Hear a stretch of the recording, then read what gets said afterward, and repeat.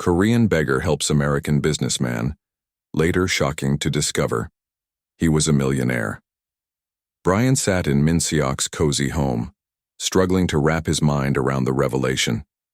This kind, selfless man, whom he had assumed was struggling to survive, was a millionaire.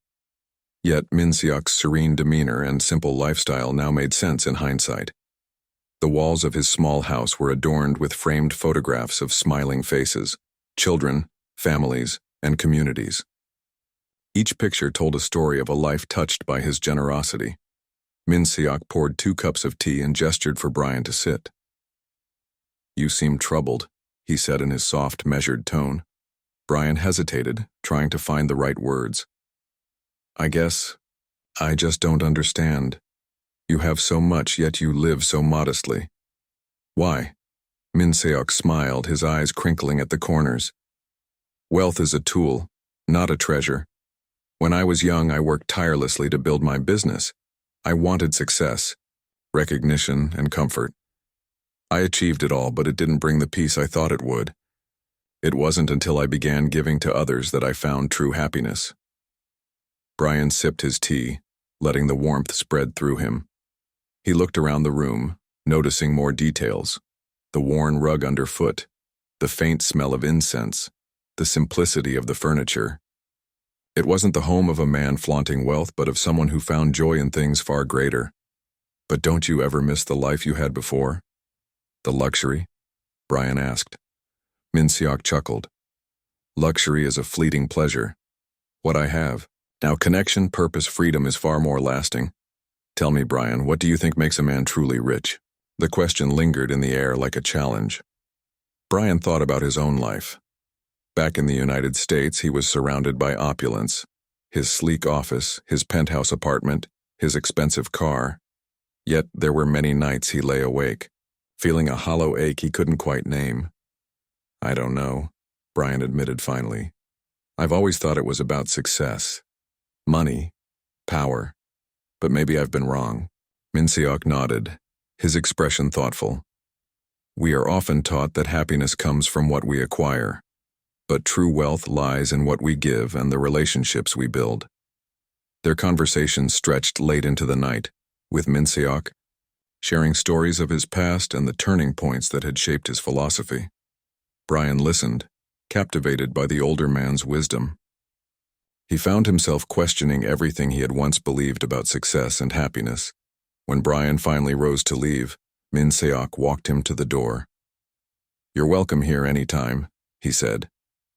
As Brian stepped into the cool night air, he felt a strange sense of clarity. He had come to Seoul for business, yet he was leaving with something far more valuable: a new perspective on life. Back in the United States, Brian couldn't shake the impact of his time with Min Seok. He returned to his routine, but it felt different now. The meetings, the deals, the constant chase for more, it all seemed hollow.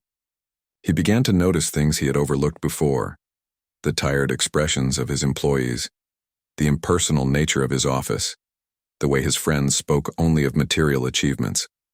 One evening, as he sat alone in his penthouse, staring out at the city lights, he made a decision. He would change. The first step was small. He started by reaching out to his employees, asking them about their lives and genuinely listening to their answers. He implemented policies to improve their work-life balance and offered scholarships for their children's education. Slowly, the culture of his company began to shift. Brian also began volunteering at a local shelter, spending his weekends serving meals and talking to the people there. At first, it felt awkward. He wasn't used to being in such a vulnerable environment. But as the weeks passed, he found a sense of fulfillment he hadn't experienced before. Months turned into a year, and Brian's life transformed in ways he hadn't anticipated. He downsized his lifestyle, selling his penthouse and moving into a modest home. He started a foundation dedicated to supporting underprivileged communities, inspired by Min Seok's example. One day, as he sorted through letters from people his foundation had helped, Brian came across a handwritten note. It was from a young boy in Korea, thanking him for the scholarships that had allowed him to attend school. The boy's name was Ji-hoon, and he described how his dream of becoming a doctor was now within reach. Brian stayed in Seoul longer than he had planned, unable to leave without spending more time with Min Seok. The old man's calm wisdom was like a balm for the restlessness that had plagued Brian for years. They met almost daily, sharing stories, over bowls of hot soup from street vendors or strolling through the narrow alleys of the city. One crisp autumn afternoon, as they walked by the Han River, Brian asked a question that had been on his mind since his return. Min Seok, when you gave me that money knowing nothing about me, weren't you afraid I'd take advantage of your kindness? Min Seok stopped walking and looked out at the water, the sunlight glinting off its surface. He was quiet for a moment before answering. Fear is a thief, he said finally. It steals our courage to do good. If I had let fear stop me, I would have missed the chance to meet you, to see what you've done with your life. Trusting people is a risk, yes, but it's one worth taking. Not everyone will repay your kindness, but some will, and those are the ones who make it all worthwhile. Brian thought about this as they continued walking. He had always been cautious, always calculating risks, but perhaps that caution had kept him from experiencing the fullness of life. Later, that evening, Brian found himself at Min Seok's home again. This time, the older man invited him to stay for dinner. The meal was simple, steamed rice, kimchi, and a vegetable stew, but it was one of the most satisfying meals Brian had ever had. As they ate, Min Seok spoke of his wife, Soo-jin. Her photograph hung on the wall, a graceful woman with a warm smile. She was the one who taught me about kindness, Min Seok said, his voice soft with memory. When we were young and struggling, she would give away what little we had to those who needed it more. I used to scold her for it, telling her we couldn't afford to be so generous, but she would just smile and say, what we give comes back to us in ways we cannot imagine. Brian could hear the love and loss in Min Seok's voice, and it moved him deeply. She sounds like an incredible woman, he said. She was, Min Seok replied, his eyes glistening. And I've spent my life trying to honor her belief in the goodness of people. The conversation turned to Brian's life. He spoke of his childhood, growing up in a small town with big dreams, and of how his relentless ambition had driven him to build a successful business. But with that success had come sacrifices, relationships that faded, friends he lost touch with, and a constant feeling that something was missing. I've been chasing the wrong things, Brian admitted. I thought success was about building a fortune, but now I see it's about building a legacy. Min Seok nodded. It's never too late to change direction. You've already taken the first step. Their conversation stayed with Brian long. After he returned to his hotel that night, he realized that he wanted to do more than just change his own life. He wanted to inspire others to do the same. The next day, he approached Min Seok with an idea. I want to tell your story, said. I want people to know about the man who changed my life. Min Seok chuckled. My story isn't very exciting, Brian. I'm just an old man who gives what he can. You're so much more than that, Brian insisted. Your story could inspire others to see the world differently, to be kinder, more generous. Let me write about you. We can use the proceeds to help even more people. Min Seok hesitated, but Brian's earnestness eventually won him over. Over the following weeks, Brian worked tirelessly to document Min Seok's life, capturing his journey from a struggling entrepreneur to a philanthropist who had quietly transformed countless lives. The book, titled The Wealth of Giving, was published 6 months later. It became an international bestseller, resonating with readers who were hungry for stories of hope and humanity. The proceeds funded scholarships, built community centers, and supported initiatives to help those in need. Min Seok, however, remained humble. He continued his quiet acts of kindness, unchanged by the attention the book brought him. Brian visited him often, each time finding new inspiration in his simple yet profound way of living. One day, as they sat together in Min Seok's garden, Brian received a phone call from Ji-hoon, the young boy whose letter had first moved him. Ji-hoon had just been accepted into a prestigious medical school, and he wanted to thank Brian in person. When Ji-hoon arrived, he brought his mother, who, bowed deeply to both Brian and Minseok, tears in her eyes. "You have changed our lives," she said. "We will never forget your kindness." Minseok smiled and placed a hand on Ji-hoon's shoulder. "Just promise me one thing," he said. "When you are in a position to help someone, do it without hesitation. Let the cycle of kindness continue." Ji-hoon nodded solemnly, and Brian felt a surge of pride. He realized that this was what true success looked like, not numbers in a bank account, but lives changed, hope restored, and a legacy of compassion. As the years passed, Brian and Minseok's friendship deepened. Brian's foundation grew, touching lives across the globe, while Minseok continued his quiet work in Seoul. Their efforts inspired a movement, with people from all walks of life joining in to make a difference. Brian often thought about the day he had met Minseok, desperate and lost. That single act of kindness had set him on a path he could never have imagined, and though he had achieved much in his career, he knew that the most important thing he had ever done was simply accepting help from a stranger. In the end, it was Minseok's words that stayed with him. "True wealth lies in what we give and the relationships we build." Brian knew he would carry that lesson with him for the rest of his life, sharing it with others and ensuring that Minseok's legacy lived on. Years passed, and Brian's life continued to transform in ways he never anticipated. His foundation, which started as a small initiative inspired by Minseok's philosophy, grew into a global movement. The motto, "Give without fear," became its rallying cry, inspired by the words Minseok had shared by the Han River. Brian split his time between running the foundation and personally visiting the communities it supported. He spent time in rural villages, urban shelters, and schools where children like Ji-hoon were given opportunities they once only dreamed of. Each time he heard someone's story of struggle and resilience, it reminded him of his own journey, how a chance encounter with a humble old man had reshaped his destiny.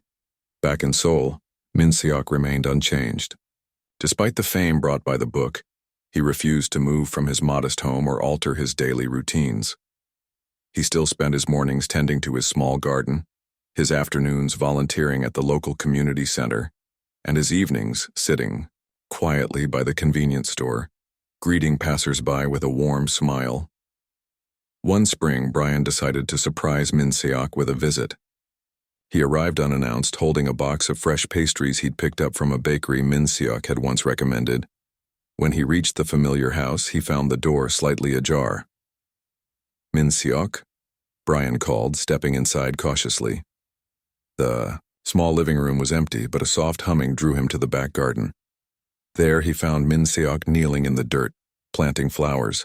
His once steady hands trembled slightly, but his movements were deliberate, almost meditative. "Brian," Minseok said without turning around, as though he'd sensed him before hearing him. "You're just in time to help. These hands aren't as strong as they used to be." Brian smiled and set the pastries on a nearby table before kneeling beside him. Together they worked in silence for a while, the fresh scent of soil and blossoms filling the air.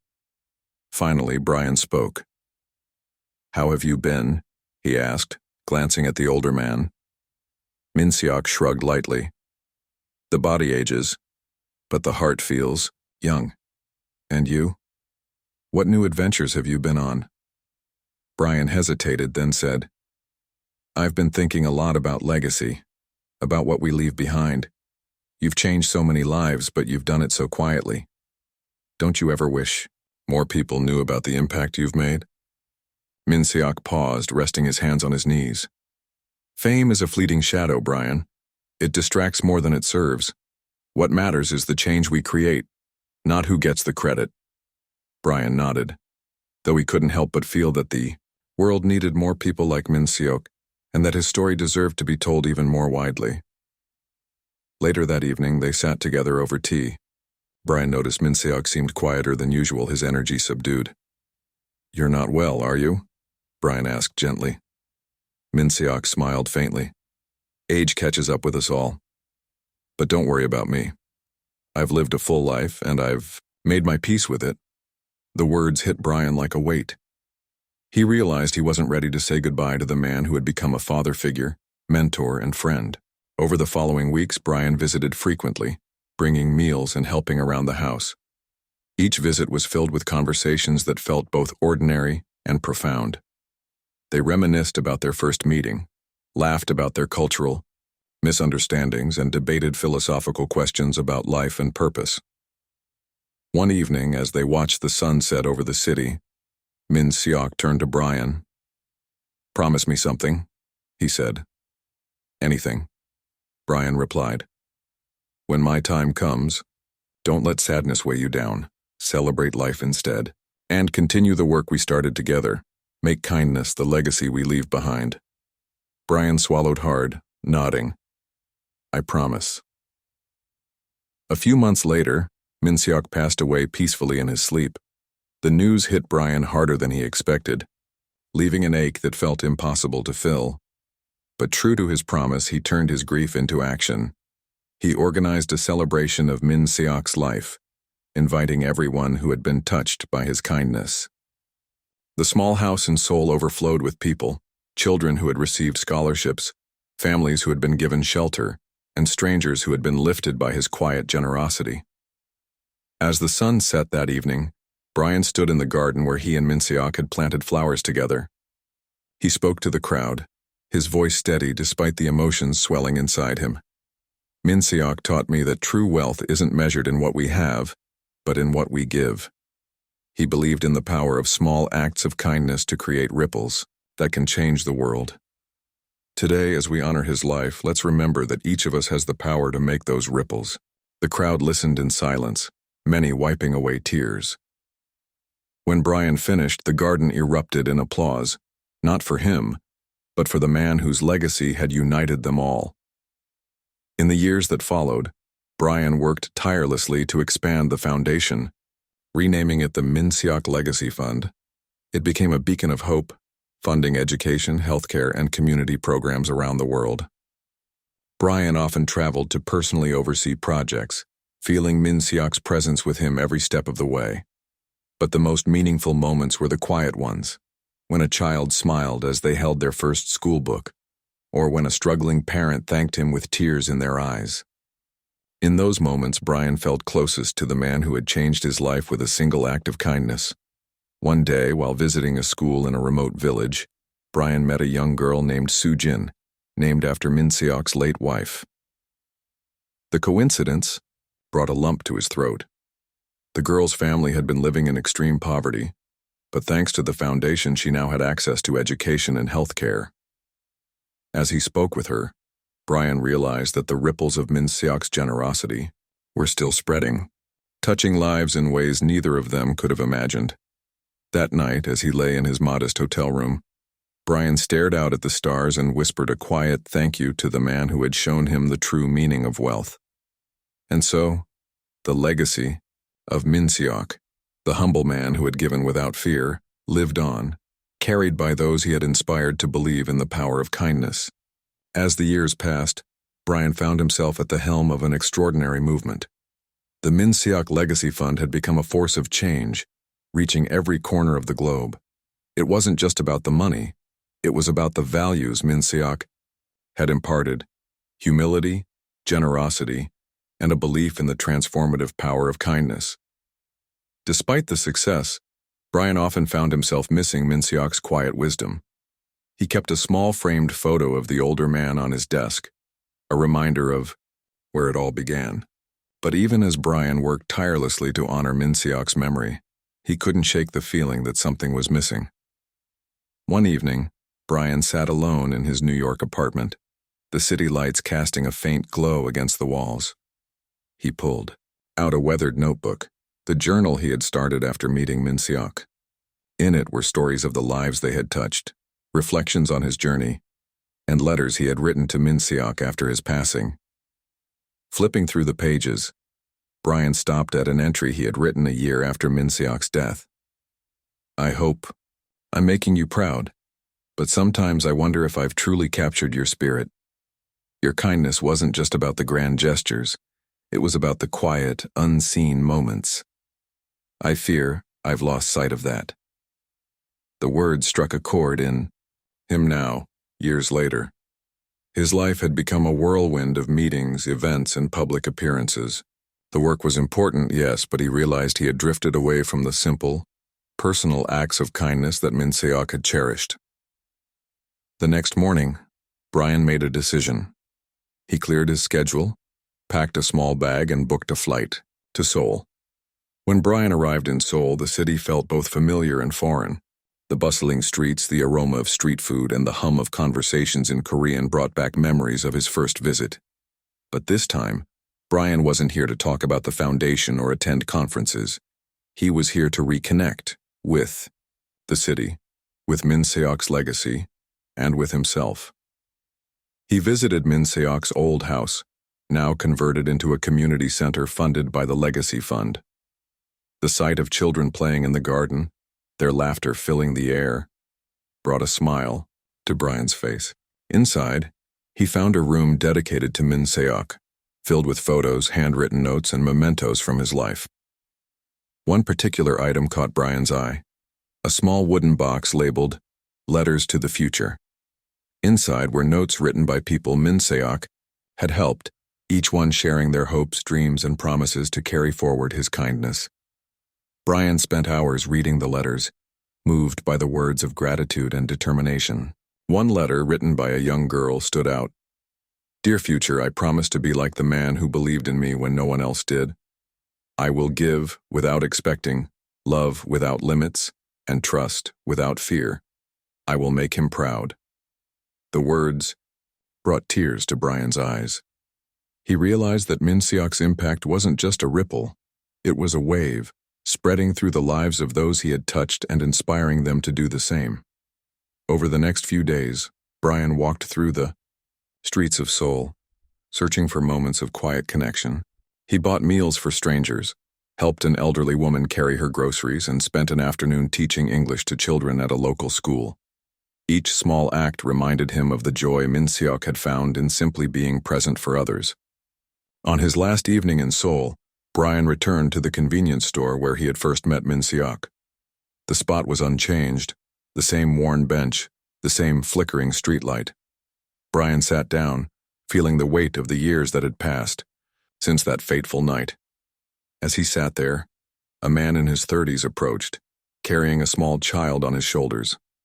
The man paused, looking at Brian with a curious expression. "Excuse me," the man said in Korean. "Are you Brian Lee?" Brian nodded, surprised. "Yes, I am." The man broke into a wide smile. "I can't believe it. I've wanted to meet you for years. My name is Dae-hyun. You helped my family through the foundation when I was a boy. Because of you and Mr. Minseok, I was able to go to school. Now I'm a teacher." Dae-hyun gestured to the child on his shoulders. "This is my daughter, Soo-min. She's named after my mother, who always believed in the power of kindness.